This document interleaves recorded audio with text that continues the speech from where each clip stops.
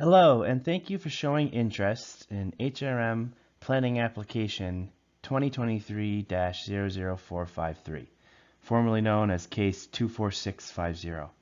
And this is a planning application for 42 Canal Street in Dartmouth. My name is Dean McDougall, and I'm a planner with HRM.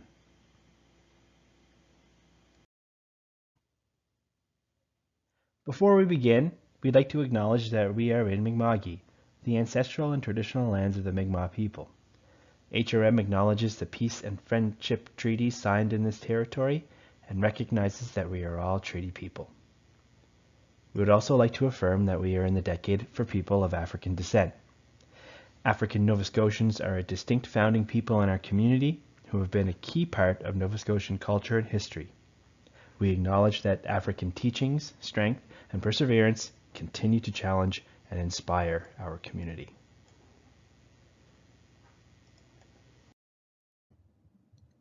The purpose of this public consultation is information sharing. For HRM staff and the applicant to share information with you about the proposal, but more importantly for you, the public, to comment and share your feedback with us. Please note that the feedback provided will inform the process and will form part of the public record. A summary of the response received will be included in the staff report to Community Council. What is my role in all of this? Well, I'm the planner assigned to the case, meaning I manage the application through the planning process and its various stages, such as this one, the public engagement stage. I'm also the main point of contact for the applicant and the general public regarding the application. Lastly, I draft reports, negotiate with the applicant, and make a recommendation to Community Council for their consideration on whether to approve or refuse the application. The applicant for this case is W.M. Fairs Architects, who are applying on behalf of the property owner, and they are seeking permission to develop the property under the Center 2 zone of the Regional Center Land Use Bylaw.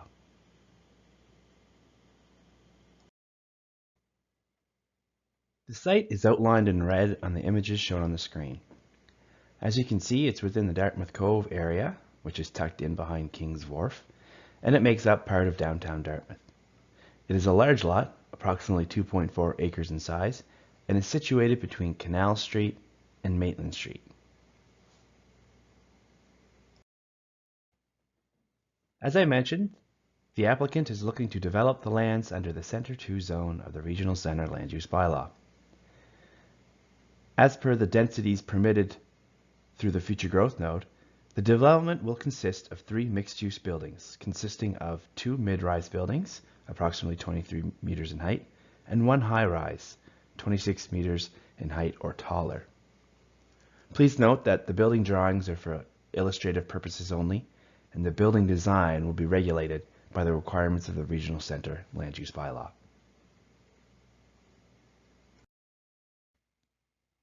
When a planning application is made, it's often enabled by planning policies, meaning it was envisioned that development would happen here and rules and guidelines were written to help shape what that development would look like. Planning in HRM consists of 3 levels of documents. It starts with the regional plan, which is very high level, and it identifies where population growth should occur and where investment of services like transit, piped water, and sewer should also occur. The second level of planning policies is the community plan. This focuses on a specific geographic area and gets more detailed on what type of development should happen where. Often planning applications, like the one here, and require approval by council, they're enabled in this plan. For this application, the applicable community plan is the Regional Center Secondary Municipal Planning Strategy, or the Center Plan. The third layer and most detailed planning document we have is the Land Use Bylaw. This outlines specific zoning and regulations that don't require special approval by council. If you meet the rules, you go out and get a permit without having to engage with the public. I've mentioned previously that the applicant is applying for a development agreement, and you may be wondering what that is. Well, a development agreement is a legal agreement between a property owner and the municipality to ensure a site is developed in a particular manner. It's a mechanism to control development of a property or area and will specify the standards and conditions that the development must adhere to.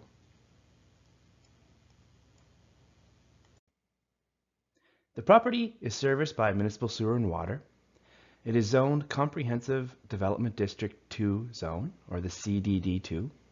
Its designation is a future growth node, or FGN. The existing use on the property is a commercial and office building. And there are several enabling policies that allow for this application to be considered, and they're outlined on the screen here. The subject property is within the Dartmouth Cove Future Growth Node. Future growth nodes are lands which are identified as having potential to accommodate significant growth due to their site size, location, and proximity to municipal services. Site-specific development agreement criteria and a general built form concept for the Dartmouth Cove Future Growth Node was developed through the public consultation of the Center Plan adoption process. These site-specific CDD development agreement requirements are based on the Dartmouth Cove Comprehensive Plan from 2012. The vision for Dartmouth Cove is to create a new and appealing mixed-use neighborhood with strong relationships to the waterfront, open spaces, trails, downtown Dartmouth, and adjacent neighborhoods. Dartmouth Cove will become an extension of the downtown and provide a variety of housing, employment, shopping, and recreational opportunities to accommodate and appeal to diverse demographics. The image on the screen shows the land that makes up the Dartmouth Cove FGN. Dartmouth Cove is divided up into 4 precincts.